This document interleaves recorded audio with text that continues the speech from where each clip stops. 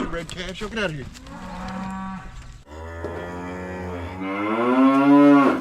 Well, good morning. Bobby Lee here from Hurricane Creek Farms. It is overcast and cool, but it's Easter. Happy Easter. He is risen. And if for no other reason than that right there, it is a good morning. It is a good morning.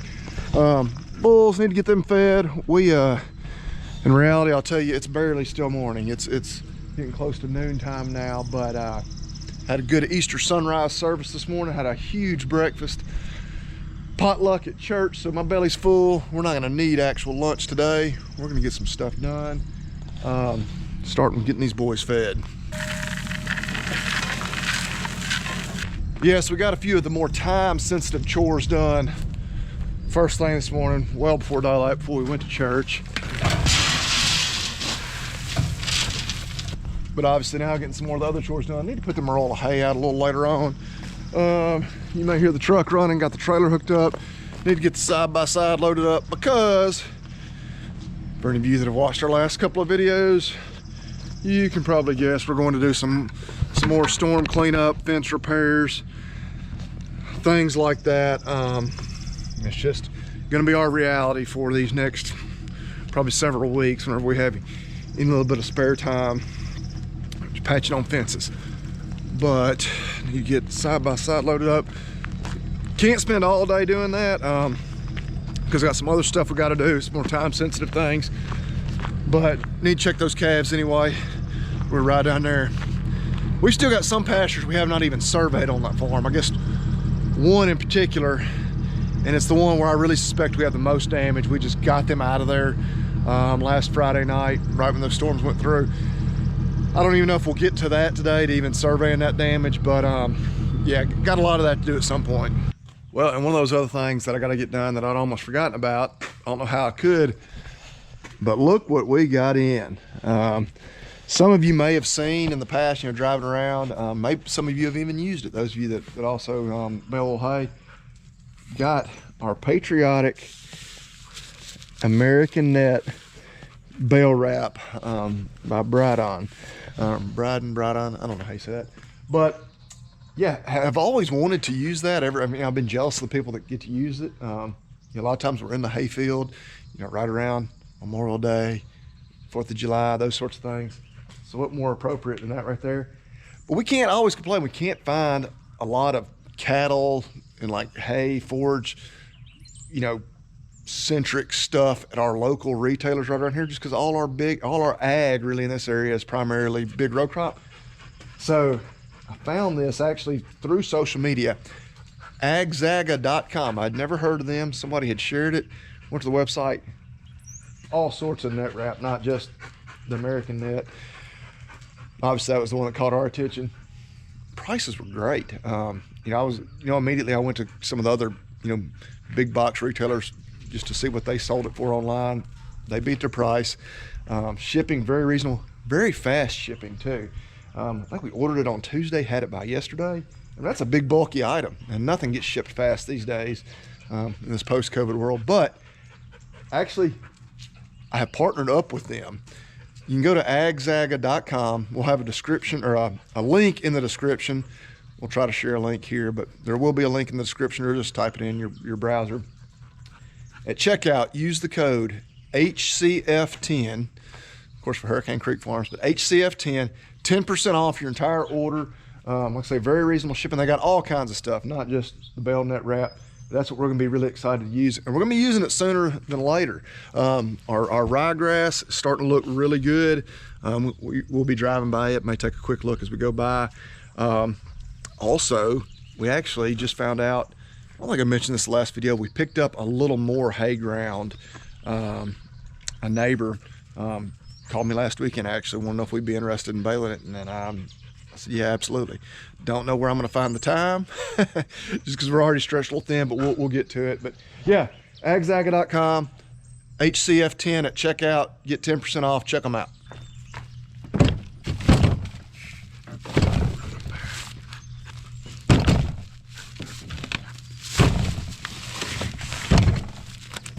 Oh yeah, look at this rye. I mean, it ain't ready to be cut anytime just super soon, but man, that's what, 12, 18 inches tall.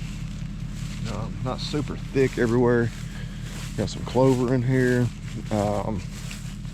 Yeah, in some spots not quite as good as in others, but you know, it's like when the monkey laid his tail up on the railroad tracks. It won't be long now. We're just, as we record it, like I say, Easter Sunday, April the 9th. I'm thinking, I don't know, I may be surprised how soon it'll be ready. I'm thinking by the end of this month, but we shall see. A lot of it's gonna be weather dependent.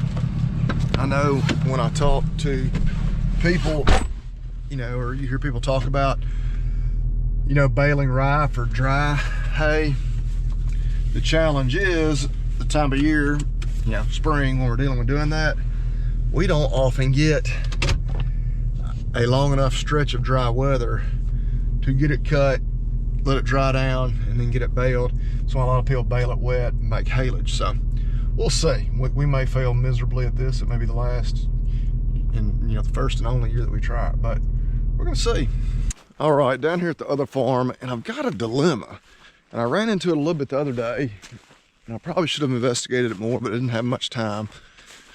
So there's a smaller pasture right up here, separated from what's our biggest pasture on this place.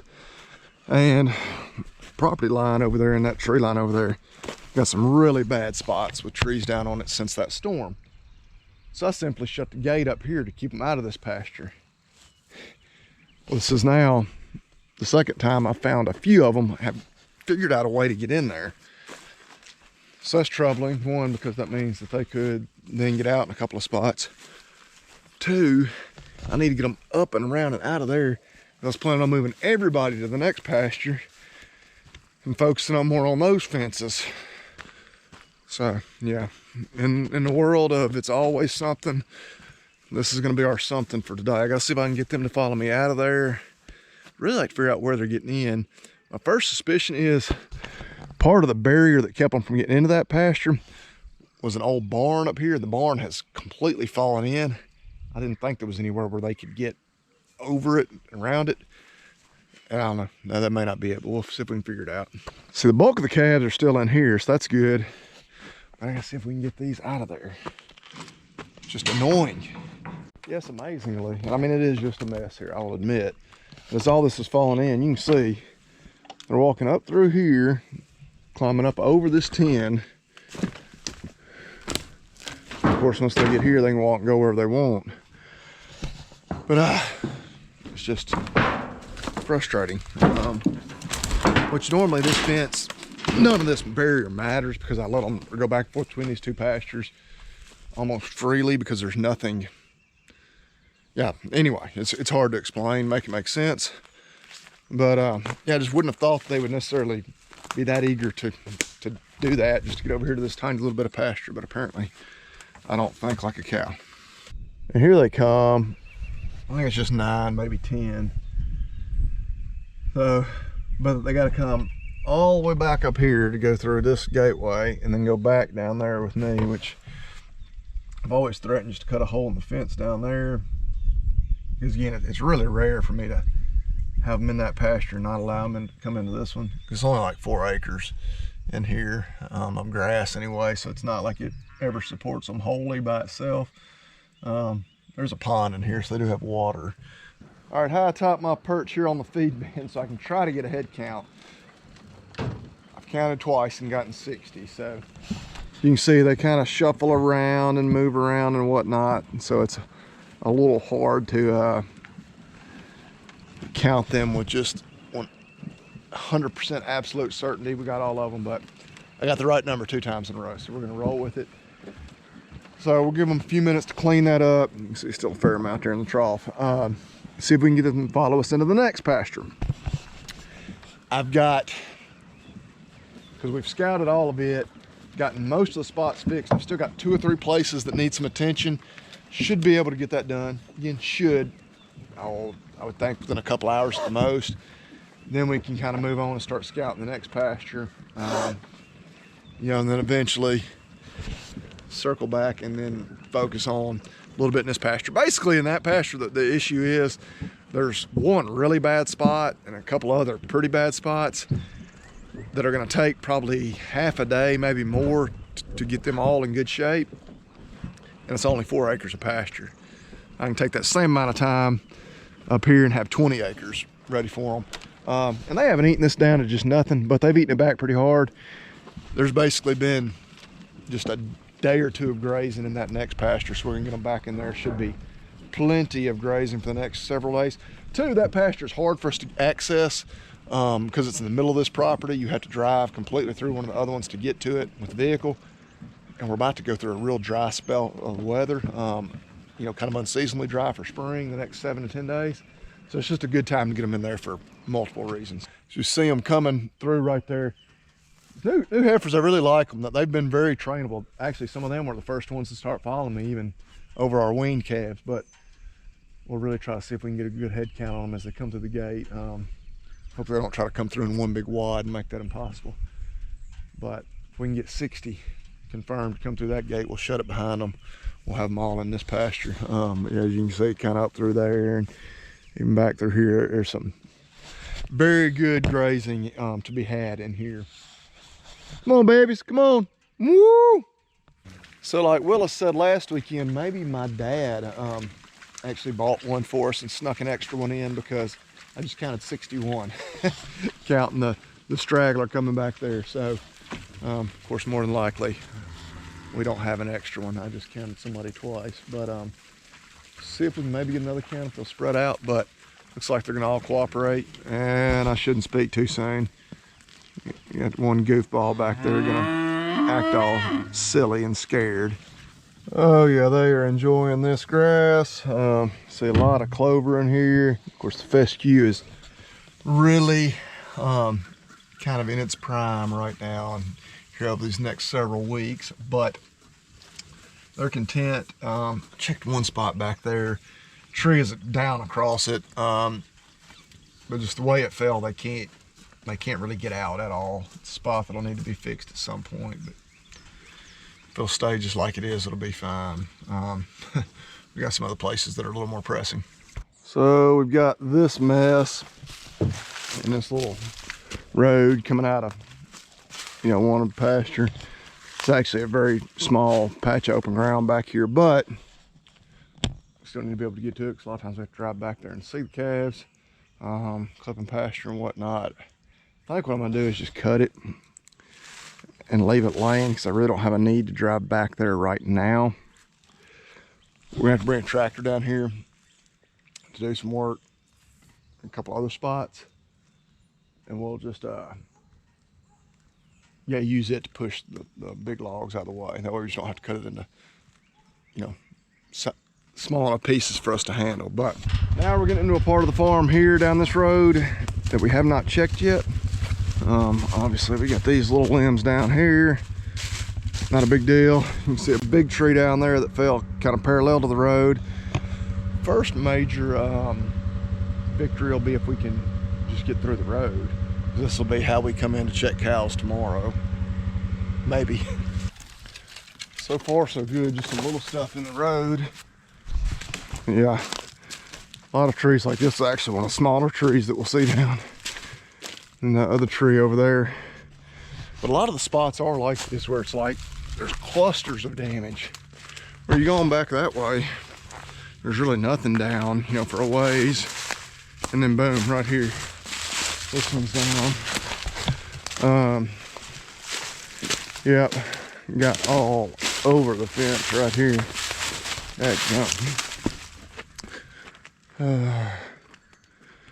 Yeah, fence, we got wires broken from there all the way to there. This won't be just an absolutely horrid place to fix. Some chainsaw work for sure. Not gonna worry about this right now because they're shut out of this pasture. This is the same pasture that's up around our catch pen, load and shoot, you know, all that, squeeze shoot. And there's some major damage up on the road. We're gonna have to reset a corner, all sorts of stuff. So we knew we weren't gonna get this pasture in you know, shape to hold cattle today. Make a mental note of that spot. We're still gotta see if we can even get in here tomorrow. Well, this is a bit heartbreaking. And again, I should hesitate to say that. People lost their homes in the storm. But we were so close to being out there in the field, in the clearing, and yet still so far. Because, yeah, this is the road through here. We are not going to be able to clear this road without having a tractor. Boy, it'd be nice to have that skid steer right about now. Yeah, seeing how that thing works, like literally it would take that thing maybe 15 minutes right here to do this. So yeah, it's just the top of this big tree. Yeah, I knew it would be a borderline miracle if nothing had fallen across this road, because there's some major damage out on the state highway that's just maybe 500 or so feet that way. 500 to 800 feet, somewhere in there, roughly speaking. But yeah.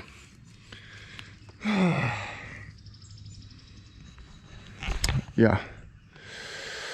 So I have got to decide what I want to do. What do I want to do? Okay, we know we can't get this open up without having a tractor, probably a chainsaw too. Tell you what, I'm gonna back out of here. We got the pasture we needed to get fixed for today fixed. It's just, yeah, it comes down to how do I get these cows checked tomorrow. It is nearly 1 o'clock. By the time I get home and get back down here with the tractor, it'd be 3 o'clock probably. Maybe not quite 3. No, I'll get back down here quicker than that. Probably 2:30. That's probably what I need to do, because otherwise, yeah, there's just not a good way for me to get done what I need to get done down here. I'll make the decision. I'm gonna go ahead and leave the chainsaws. That way I don't have to haul them down here with me in the tractor. But that's really the only thing that makes any sense. Otherwise, we are, yeah, we're not gonna be able to get back in here and check cows tomorrow. I said it'd be 1:30, or I said it'd be 2 o'clock at the earliest before I got down here. It's actually not even quite 1:30, so I forgot I already had the bucket on the front of the tractor too. That saved us a couple of minutes. But two, driving in, we knew we had a ton of damage right at the road. Just because we could see that when we were driving by. Not seeing a whole lot else, so being optimistic, but maybe, just maybe, we're in a little better shape than it could have been. But I'm gonna grab the saws, start working on that stuff, get it cut small enough where I can push it out of the way with the tractor. Tack it like that.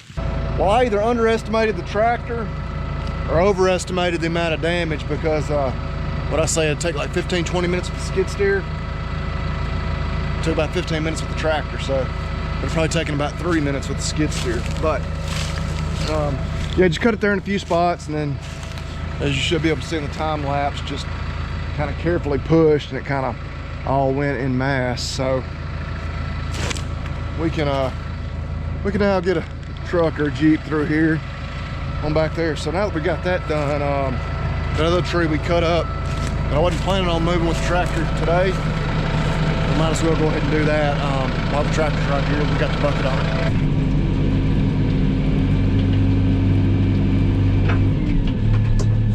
All right, got back home, the family going for a ride. What's wrong, Willis? Pony shook really hard, and apparently he didn't fall off, but it hurt.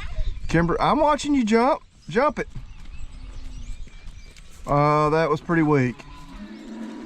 That was pretty weak. Kimber's been doing like some show jumping, eventing sort of stuff here recently. And Willis is gonna block our view of her jumping the log. But they're doing pretty good. Next task, we're gonna see if we can get some of the cows up the barn lot. there are, I believe, 5 that are on the cull list, either did not have a calf or lost a calf. And so, yeah, we're gonna see if we can get them caught and those 4 or 5 sorted off. Pretty much all the ones that I need to catch, I think it's 5 of them are right here, that I've confirmed are right here, except for maybe 1. Let's see if we'll get them to follow us up to the barn lot and sort them off. As you may can tell, 2, 4, man, God dang it, get back. There's 2, 4, 6, looks like there's 7 cows in here. These 3 blacks sell, and actually 3 Herefords need to stay. I just need the furthest black one to cut her back, and then of course the calves.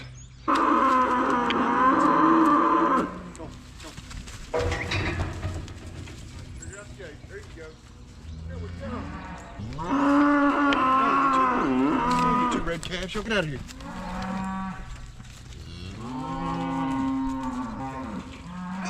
No, turn left.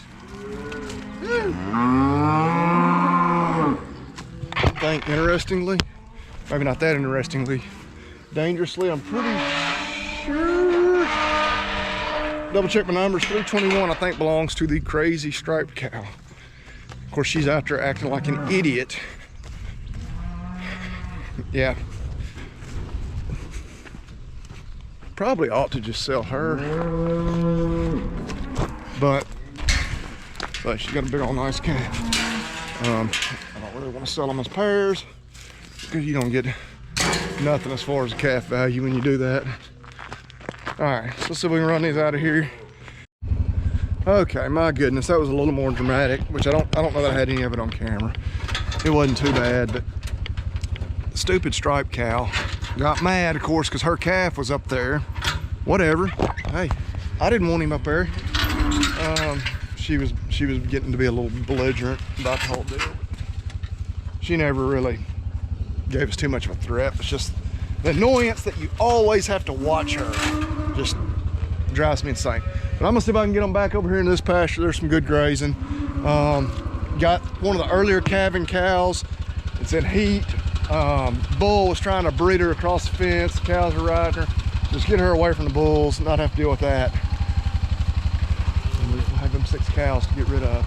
Take a little pressure off this grass. Okay, got them all moved out here, and it's just been, I was trying to think, like 10 days maybe. I mean, even that, since we had them out here. And yeah, grass is really doing good. It's been warm, relatively speaking. We've had plenty of moisture.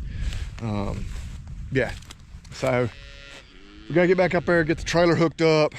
I gotta run some water in there for those cows, let them back out. They got a roll of hay. They'll probably get hauled on Wednesday. Steers will get hauled tomorrow on Monday. 2 more of the steers. We'll be down to just 3 of them. Y'all know, got a lot of stuff coming up. Still got to get our hands on another bull or 2 for our heifers up the road. But things are starting to come together. And just got to keep attacking our fence problems up the road. But yeah, been a good day. The sun finally decided to shine as it now goes back behind the clouds temporarily. But beautiful day. Happy Easter again to everyone. Again, encourage you to check out agzaga.com. Again, code HCF10 at checkout, 10% off. Also, we've picked up a lot of new subscribers over the last, well, let's just say since the first of the year. I know I mentioned it every now and then, but the Talk Dirt to Me podcast, you know, we have a good time on there, talk all sorts of things. I hadn't even mentioned it here, but my wife and I actually had the pleasure of actually going to the Masters. Saw a practice round this week.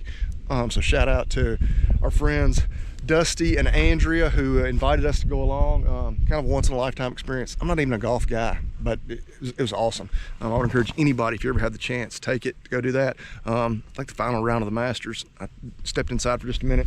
They're about halfway through it right now. So gonna get inside, got to get some other things done, have a little family time this evening. We had church and breakfast this morning. We're gonna have an Easter dinner tonight. But yeah, appreciate y'all watching. I'm rambling, that means the end of the video. Yeah, like and subscribe if you haven't already. If you've watched it this far, surely you like it enough to do that. But yeah, appreciate y'all watching. Exciting time of the year. Y'all come back, check us out again. We'll have another video again in a few more days. Y'all eat beef and God bless.